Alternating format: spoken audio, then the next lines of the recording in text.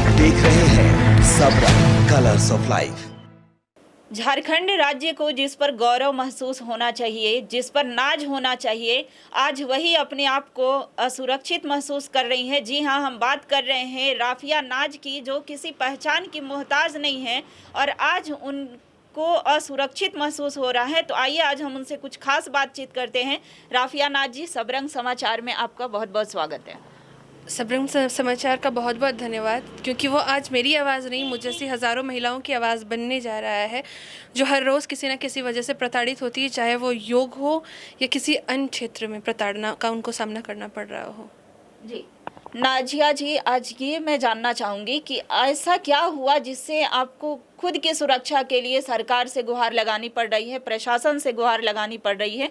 क्यों आपकी सुरक्षा हटाई गई और ऐसा क्या महसूस हुआ जिससे आप अपने आप को असुरक्षित महसूस कर रही हैं? सबसे पहली बात है कि घटनाएं तो मेरे साथ काफ़ी लंबे समय से घट रही है, घटते आ रही है। कई बार सिस्टम जो लापरवाही करती है उसको देखते हुए कई घटनाएं जो होती है वो हद से ज़्यादा बढ़ जाती है, ठीक है। और मैं करीबन 2016 से अनेकों एफआईआर की हूँ, कंप्लेंट्स की हूँ, सिर्फ रिसीव करके हटा दिया जाता है। इसके साथ साथ अभी रिसेंटली जुलाई में, अप्रैल में, मार्च में, क्योंकि लॉकडाउन था, बाहर नहीं जाना था और सारे हमारे प्रशासन सेवा में लगे थे, झारखंड के लोगों की और देश की सेवा में लगे थे, तो ऐसे वक्त में बोलना उचित नहीं होता। तो इसलिए मैं उस वक्त चुप थी, मैं सिर्फ ऑनलाइन एफआईआर की।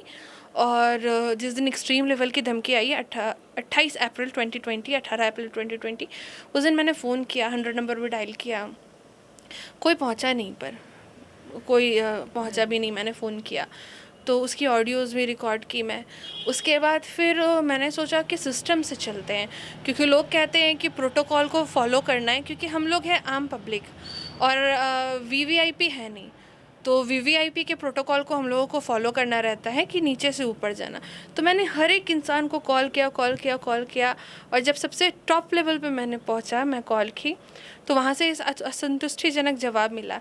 जब कोई आपको कहता है कि मुझे जान से मारने की भी कोशिश की गई, तो लोग सोचते हैं कि कम से कम एक्शन तो लिया जाए, और जबकि ये किया गया है 2016 में। ये जो पीछे की गली है, उस समय ऐसी घटनाएं घटी है, मुझे मारा भी गया था। तो उस समय मुझे हमारे आदरणीय डीजीपी सर से जवाब मिला कि दिमाग मत ख़राब करो, तो मैं बहुत हराश हो गई। वॉइस रिकॉर्डिंग है आपके पास? जी हाँ, वॉइस रिकॉर्डिंग है मेरी उनकी, और आप कहेंगे तो मैं सुना भी दूंगी। हेलो हेलो, जी बोलिए। जय हिंद सर। मैं नाज बोल रही हूँ रांची से। सर एक डाउट था, इसलिए मैंने आपको फ़ोन किया था। 2017 से लेकर के कई इंसिडेंट हुए थे मेरे साथ, मतलब मुझे जान से मारने की कोशिश की गई थी। इवन पूरा फोन रखो, दिमाग खराब मत करोगे हमारा। यहाँ लोग मैं जब 16 जून को जब मैं सेक्रेटेरिएट गई धुरवा, क्योंकि मेरे पास चिट्ठी आया हुआ था कि जब भी घर से बाहर निकले तो बता के निकले, तो मेरा फ़र्ज़ बनता है कि मैं बताऊं। मैंने मुख्यमंत्री जनसंवाद में भी 16 तारीख को फ़ोन किया, और क्योंकि आप अगर वर्बल बोलेंगे तो लोगों को आपको झूठा बोलने में टाइम नहीं लगता, लोग आपके ऊपर उंगली उठाते हैं कि आप स्टंट करते हैं। तो मैंने लिखित तौर पे कि मुझे 17 जून से निकलना है, मैंने एसएसपी सर के यहाँ रिसीव करवा लिया, तो वहाँ रिसीव हो गया। मैंने डीआईजी सर के यहाँ भी रिसीव करवा लिया, वहाँ रिसीव हो गया, क्योंकि वो हमारे झारखंड के मुखिया है, हमारे गार्जियन समान हैं हेमंत जी। तो उनके मतलब उनको देना तो मेरा फ़र्ज़ है ना कि मैं 17 को निकल रही हूँ। तो मैं जब सेक्रेटेरिएट गई, तो उसके बाद फिर जब मैं सेक्रेटेरिएट गई तो उसके बाद गेट से ही मुझे लौटा दिया गया। मतलब गेट जो आपका फ्रंट गेट, सब लोग जा रहे थे, मैं बोली मुझे किसी से मिलना नहीं है, मुझे बस अपना चिट्ठी रिसीव करवाना है, सिर्फ इसीलिए ताकि ये तो मैं बता दूँ जो मुझे कहा गया है कि आप सूचना दे। तो मैं बस चिट्ठी रिसीव करवाने गई, मैं 1.5 घंटा वहाँ रोई कि मुझे भैया आप मुझे जाने भी मत दीजिए, मेरे बस चिट्ठी आप ले लीजिए, मुझे नहीं जाना, मुझे किसी से नहीं मिलना है। वो भी नहीं किया गया। 1.5 घंटे के बाद मैं हिम्मत जुटाई और मैं अपना मोबाइल का वीडियो कैमरा ऑन करके मैं वहाँ बोल के आई हूँ कि मैं यहाँ चिट्ठी देने आई हूँ और आप आज मुझे लौटा रहे हैं ना, और अगर कुछ होगा तो कल को बोलिएगा मत, क्योंकि हर एक कोई मेरे ऊपर ही उंगली उठा देता है कि तुम बोली नहीं। ठीक है, और पर इस बार मेरे पास सारा सबूत है। हम यहाँ चिट्ठी देने आए थे अपने सुरक्षा संबंधित, आप लोग तो हमको अंदर चिट्ठी देने नहीं जाने दिए, ठीक है ना। ये सुरक्षा संबंधित चिट्ठी है, ये आप है और एक और कोई थे मंत्रालय के पास खड़े हुए, आप लोग हमको जाने नहीं दिए। अगर हमको कुछ होता है तो इसकी जिम्मेदार झारखंड सरकार, आप जो हमको अंदर नहीं जाने दिए। बाकी और क्या कहा गया, आज मैंने अखबार पढ़ा, उसमें कहा गया है कि मैं कभी सरकार को गुहार नहीं लगाई। मैं मेल्स का डेट और टाइमिंग आपको सुनाती हूँ पढ़ के, ठीक है। 25 जून 2020 1:56 है राफिया जी, आपने कुल कितनी बार जो है मेल किया है? कुल मैंने 8 से 9 बार मेल किया है सीएम सर को और जो झारखंड गवर्नमेंट है उनको, और इससे अन्य मेल जो मैंने डीजीपी सर को, पुलिस विभाग को मैं सूचना देते आई हूँ लगातार, चाहे वो मेरे घर के बाहर का वायरिंग कट हो, कुछ भी हो, वो मैं सारा सूचना लिखित तौर पे भी देते आई हूँ, मेल के तौर पे भी देते आई हूँ। और रही बात सुरक्षा की, तो मैं ये कहना चाहती हूँ, अगर नहीं देना सुरक्षा कोई बात नहीं, ठीक है, पर कम से कम ऑन कैमरा आके मुझे संतुष्ट कर दें कि राफिया तुमको जान का कोई खतरा नहीं है, तुम फ्रीली बाहर जा सकती हो, तो मैं भी खुश होकर के उस दिन मिठाई बांट करके आज़ाद घूमूंगी कि मेरे जान पे कोई खतरा नहीं है। तो मैं बस इतना चाहती हूँ कि नहीं देना है कोई बात नहीं, पर ऑन कैमरा और ऑफ कैमरा पॉलिटिक्स मेरे साथ ना हो, कि आप कैमरा जब ऑन करते हैं तो आप अपने आप को सुपर हीरो दिखा देते हैं, और जब कैमरा ऑफ होता है तो आप किसी को प्रताड़ित करते हैं। तो ये डुअल पॉलिसी नहीं करनी चाहिए। राफिया जी, एक और सवाल मैं पूछना चाहूँगी कि यहाँ पर एक मुस्लिम लड़की होना या एक महिला होना, यहाँ पर ऐसा आप क्या महसूस कर रही हैं? क्यों आपको असुरक्षा जो है, आपराधिक प्रवृत्ति के लोग आज परेशान कर रहे हैं? आपको प्रशासनिक सुरक्षा या सरकार के द्वारा जो सुरक्षाएं हैं वो नहीं मिल पा रही हैं, तो ऐसा क्या आप महसूस कर रही हैं? सबसे पहली बात है कि दुनिया से ये छुपा नहीं है कि किस तरीके का मेरे साथ घटना हुआ है। और पहले देखिए, जब किसी चीज़ की इंक्वायरी होती है तभी उस चीज़ का एक्शन होता है। तो जब मुझे सुरक्षा मुहैया करवाई की गई थी तो ज़रूर इंक्वायरी हुआ होगा, और इंक्वायरी में ज़रूर मुझे डेथ थ्रेट होगा और मुझे जान का खतरा होगा, तभी ना सुरक्षा मुझे मुहैया करवाई गई थी। और जो घर के बाहर सीसीटीवी कैमरास लगाए गए थे, वो क्यों लगाए गए थे? क्या कोई भी इंसान जा कर के बोल देगा मुझे जान का खतरा है, तो क्या पुलिस बिना इंक्वायरी के या सिस्टम हमारा बिना इंक्वायरी के सिक्योरिटी प्रोवाइड कर देता है? और मैं तो चाहती हूँ कि मुझे आकर के डिपार्टमेंट और हमारी गवर्नमेंट आकर के बोले कि राफिया तुम अब सुरक्षित हो, तुम अब कहीं भी जा सकती हो।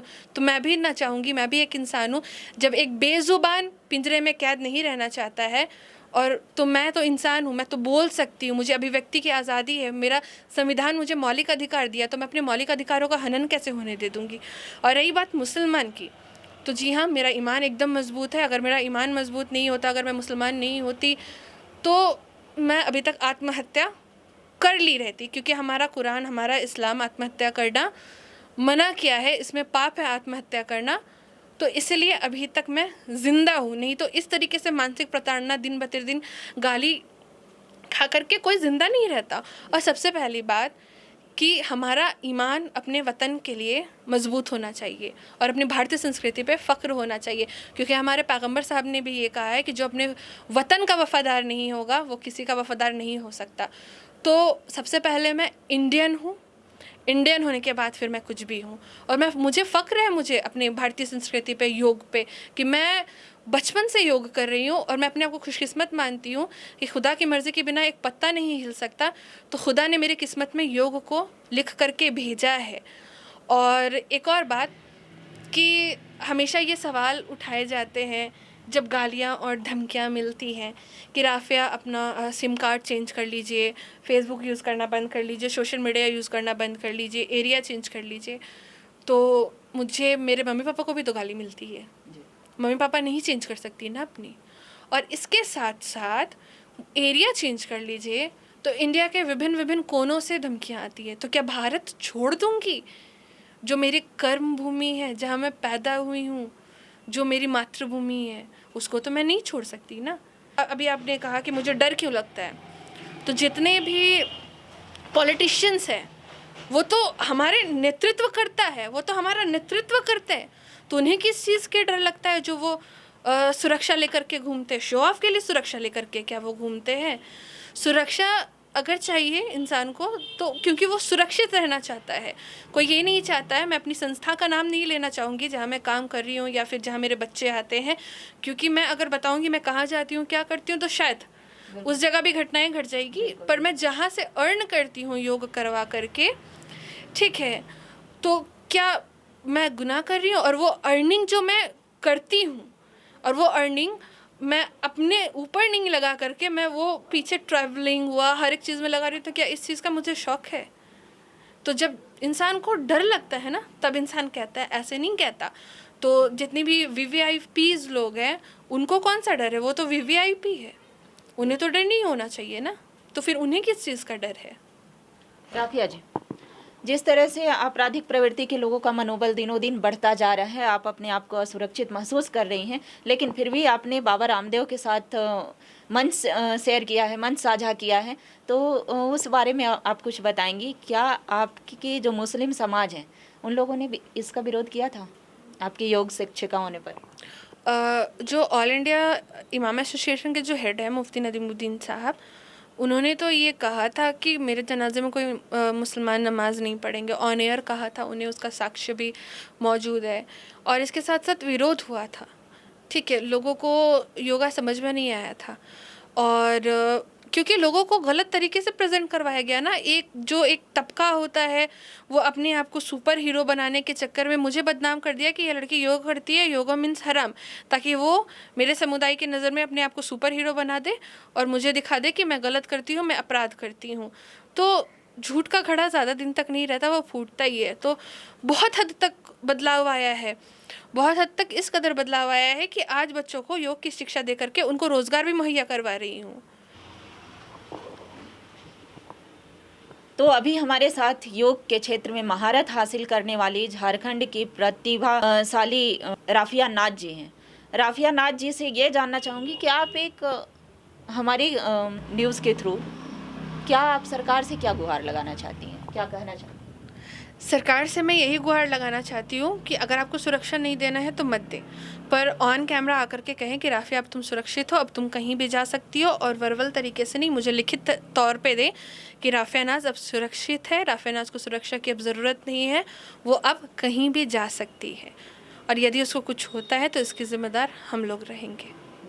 आपको ऐसा नहीं लगता कि राजनीतिक हवा दिया जा रहा है राफिया की सुरक्षा को लेकर के? इस पर राज्य सरकार या प्रशासन के जो भी अधिकारी हैं, बड़े अधिकारी हैं, जिसके आपने अभी जो DGP हुए उनकी बात कही, तो चुपचाप उन्हें जो आपकी सुरक्षा मुहैया करानी चाहिए थी, इस पर एक्शन लेना चाहिए था, लेकिन ये ना करते हुए इसे एक राजनीतिक हवा दिया जा रहा है।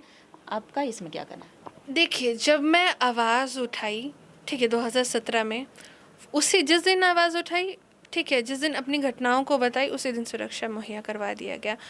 और क्योंकि अभी आपने खुद मेरा मेल्स देखा है, कितने मेल्स मैंने किए हैं मई से अब तक, तो जब 3-4 महीनों में कुछ नहीं होगा तो केवल क्या कल आवाज़ उठा देने से क्या सभी एक्टिव हो जाएंगे?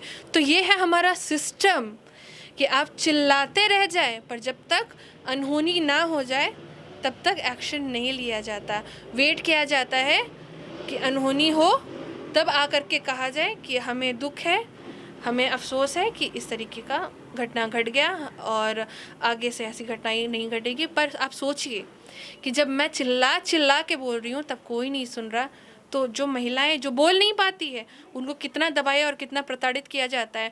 मेरी लड़ाई किसी भी पार्टी, किसी पर्टिकुलर पर्सन से नहीं है, अभी मेरी लड़ाई सिस्टम से है। जिस सिस्टम पे हम जो जितनी महिलाएं हैं वो पिसी जाती हैं, अगर हमारे सिस्टम से फौरन एक्शन लिया जाता तो जितना क्राइम, मर्डर, रेप, ना केवल योग, क्राइम, मर्डर, रेप, कितना चीज़ आज रुक गया होता।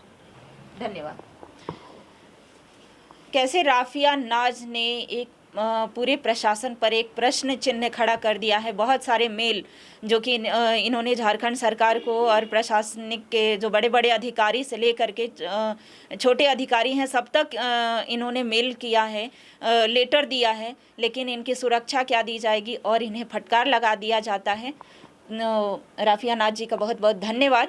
बने रहिए सबरंग समाचार के लिए। मैं रुचि शर्मा।